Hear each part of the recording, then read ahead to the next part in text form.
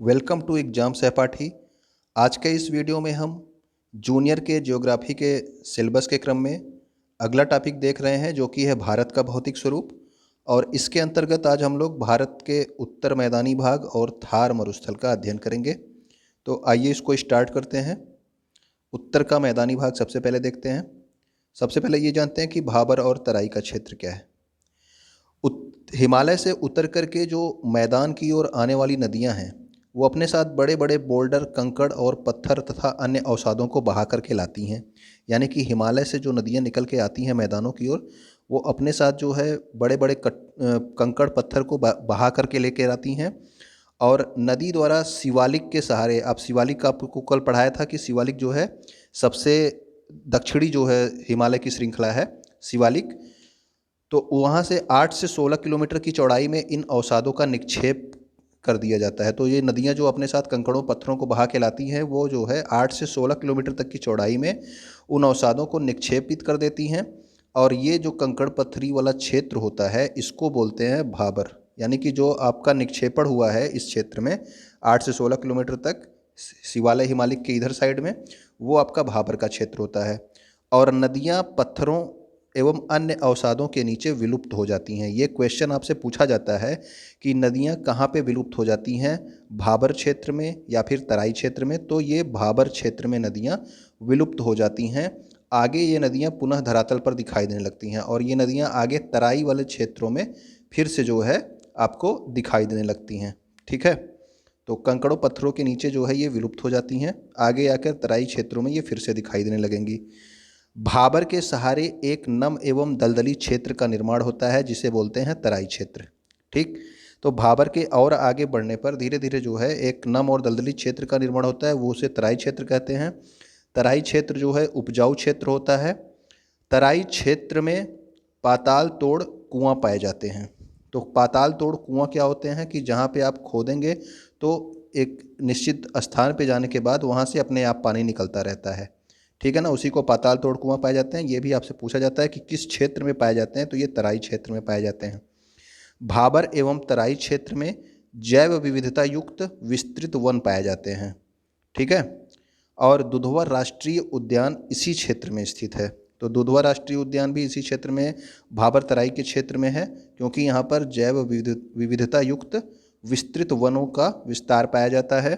भाबर एवं तराई का क्षेत्र आगे जा कर के भारत के विशाल मैदान में मिल जाता है। तो ये जो पहाड़ों से उतर के नदियाँ अपने साथ इन सब को लेके आती हैं, भाबर का क्षेत्र, तराई का क्षेत्र, उसके बाद ये आके भारत के विशाल मैदान में ये मिल जाता है। ठीक है, और यह विश्व का सबसे विस्तृत समतल मैदान है। तो भारत का जो उत्तरी जो मैदान है, ये मैदानी भाग विश्व का सबसे विस्तृत समतल मैदान है, जो कि भारत में 2400 किलोमीटर की लंबाई तक फैला हुआ है। ठीक है, तो विश्व का सबसे विस्तृत समतल मैदान आपका भारत में है, जो कि 2400 किलोमीटर की लंबाई तक फैला हुआ है। इसका ढाल पश्चिम से पूर्व की ओर है। ढाल जो है किधर से है, पश्चिम से पूर्व की ओर। आप ये जानते ही हैं, ये नॉर्थ, ये साउथ, ये ईस्ट, ये वेस्ट। तो इसका ढाल इधर से इधर की ओर है, पश्चिम से पूर्व की ओर।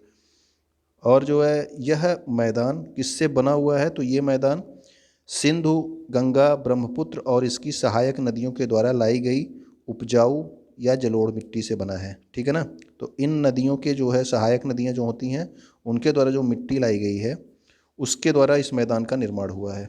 ये उत्तर का जो मैदानी भाग है। नदी तंत्र के आधार पर इस मैदानी भाग को हम 3 हिस्सों में बांट सकते हैं। तो ये मैदानी भाग को 3 हिस्सों में बांटा जा सकता है, जैसे सिंधु नदी तंत्र के मैदान हो गए, गंगा नदी तंत्र और ब्रह्मपुत्र नदी तंत्र के द्वारा जो मैदान निर्माण होते हैं वो। तो सिंधु नदी तंत्र की जो मुख्य नदी होती है वो सिंधु होती है, और इसकी सहायक नदियाँ झेलम, चेनाब, सतलज, रावी और ब्यास आते हैं। यह नदी तंत्र जम्मू कश्मीर, हिमाचल प्रदेश और पंजाब में फैला है। हम यहाँ पे आपके नदियों के बारे में नहीं पढ़ा रहे हैं, यहाँ पे मैदान के बारे में पढ़ा रहे हैं, इसलिए आप लोग ये जानिए कि इस नदी तंत्र के द्वारा कहाँ तक के मैदानों का निर्माण हुआ है। ठीक, सिंधु नदी का जो उद्गम स्थल होता है वो है तिब्बत के मानसरोवर झील के पास। ठीक है ना। अब देखिए गंगा नदी तंत्र की जो मुख्य नदी है इसमें आपका गंगा नदी है, उसकी सहायक नदियाँ यमुना, घाघरा, गंडक, गोमती, कोसी, ये सब इसकी सहायक नदियाँ हैं गंगा की। और गंगा नदी तंत्र उत्तरी मैदान के अधिकांश भागों में फैला है। जो भारत का उत्तरी मैदान है उसके अधिकांश भागों में कौन सा नदी तंत्र का है, आपका गंगा नदी तंत्र। गंगा नदी का उद्गम स्थल आप जानते हैं हिमालय में स्थित गंगोत्री ग्लेशियर से है। गंगोत्री हिमनद उसी को बोला जाता है। तो और ये भी एक इन्फॉर्मेशन है कि गंगा नदी को बांग्लादेश में हम पद्मा के नाम से पुकारते हैं। ठीक है। गंगा की जो सहायक नदी हैं ये गोमती है, इसका उद्गम मैदान में होता है, बाकी और सब पहाड़ों से निकलती हैं। ये एक नदी है जिसका उद्गम जो है वो मैदान से होता है। यह गोमत ताल यानी कि फुलहर झील, जिला पीलीभीत उत्तर प्रदेश से निकलती है। तो उत्तर प्रदेश के पीलीभीत जिले के फुलहर झील गोमत ताल से निकलती है। कौन सी नदी? गोमती नदी। ठीक है ना, ये मैदानी भाग से उद्गम होती है। अब हम देखेंगे ब्रह्मपुत्र नदी तंत्र के बारे में। ब्रह्मपुत्र नदी तंत्र की जो मुख्य नदी है वो है ब्रह्मपुत्र, और उसकी सहायक नदियाँ कौन सी हैं? तो वो है लोहित, दिबांग, तीस्ता, ये सब इसकी सहायक नदियाँ हैं। यह नदी तंत्र अरुणाचल प्रदेश और असम क्षेत्र में विस्तृत है। ठीक है। और ब्रह्मपुत्र नदी का उद्गम स्थल तिब्बत के मानसरोवर झील के पास ही है। तो तिब्बत के मानसरोवर झील के पास आपका ब्रह्मपुत्र और सिंधु दोनों नदी का उद्गम स्थल है। ब्रह्मपुत्र नदी को चीन में सांगपो, चीन के मतलब चीन तिब्बत एरिया, चीन का कब्जा है तिब्बत पे, तो इसीलिए जो है इसको चीन लिखा गया। चीन में सांगपो, बांग्लादेश में मेघना या जमुना के नाम से पुकारा जाता है। गंगा और ब्रह्मपुत्र नदियाँ विश्व का सबसे बड़ा डेल्टा सुंदरवन का निर्माण करती हैं। तो गंगा और ब्रह्मपुत्र नदियाँ जो हैं ये विश्व के सबसे बड़े डेल्टा का निर्माण करती हैं, जो कि है सुंदरवन डेल्टा। अब देखते हैं थार मरुस्थल। आप नदियों के बारे में किसी और सोर्स से थोड़ा सा और ज़्यादा इन्फॉर्मेशन जो है अध्ययन कर सकते हैं। ठीक है। मरुस्थल का अर्थ होता है मरा हुआ स्थल, जहाँ पर उत्पादकता समाप्त हो गई हो। ठीक। यह भारत के पश्चिमी भाग में मरुस्थल स्थित है। तो पश्चिमी भाग का क्षेत्र आपका गुजरात से लेके राजस्थान वाला क्षेत्र है। ठीक है ना, वो आपके मरुस्थलीय क्षेत्र हैं। इसे थार का मरुस्थल या फिर भारतीय महामरुस्थल कहते हैं। यह भारत के उत्तरी मैदान के दक्षिण पश्चिम में, तो उत्तरी मैदान के दक्षिण पश्चिम में, इधर आपका यहाँ पे ये आपका एरिया राजस्थान वाला एरिया इधर की ओर आता है। ठीक है ना, दक्षिण पश्चिम में। तो दक्षिण पश्चिम में अरावली पर्वत से लेकर के पाकिस्तान की सीमा तक फैला है। तो अरावली पर्वत इधर से ही गुजरता है।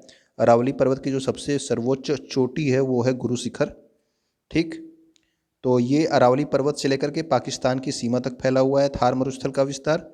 और जो है ये शुष्क, गर्म तथा रेतीला स्थल है, ये सब जानते हैं। और इसी कारण वनस्पति की बहुत कम मात्रा पाई जाती है। यहाँ की जो मुख्य नदी है लूनी, इसका नाम आपको याद रखना है। ये लूनी नदी जो है ये कच्छ के रण में जो है विलुप्त हो जाती है। ये भी क्वेश्चन पूछा जाता है कि कौन सी नदी कच्छ के रण में विलुप्त हो जाती है, तो वो आपका लूनी नदी है। यहाँ पर पाई जाने वाली खारे पानी की झील है सांभर, इसमें जो है नमक का उत्पादन किया जाता है। राजस्थान में है ये। और भारत का जो शीत मरुस्थल है वो क्या है? उसका नाम है लेह, लद्दाख में है। ठीक है ना, ये आपका भारत का शीत मरुस्थल है, लेह लद्दाख। याद रखिएगा, उष्ण मरुस्थल आपका थार मरुस्थल था, लेकिन आपका शीत मरुस्थल कौन सा है? तो वो है लेह लद्दाख। भारत में एक उष्ण मरुस्थल कच्छ का रण है गुजरात में, और दूसरा जो है थार मरुस्थल है। ठीक है ना, तो आप शीत मरुस्थल क्या हो गया? लेह लद्दाख में। उष्ण मरुस्थल एक तो आपका कच्छ का रण गुजरात हो गया, और दूसरा थार मरुस्थल राजस्थान क्षेत्र में है। ठीक। तो उम्मीद करता हूँ आपको ये वीडियो पसंद आया होगा। इसके आगे वाले वीडियो में हम लोग जो है भारत के भौतिक स्वरूप में दक्षिण के पठारी भागों का अध्ययन करेंगे। वीडियो देखने के लिए आपका बहुत बहुत धन्यवाद।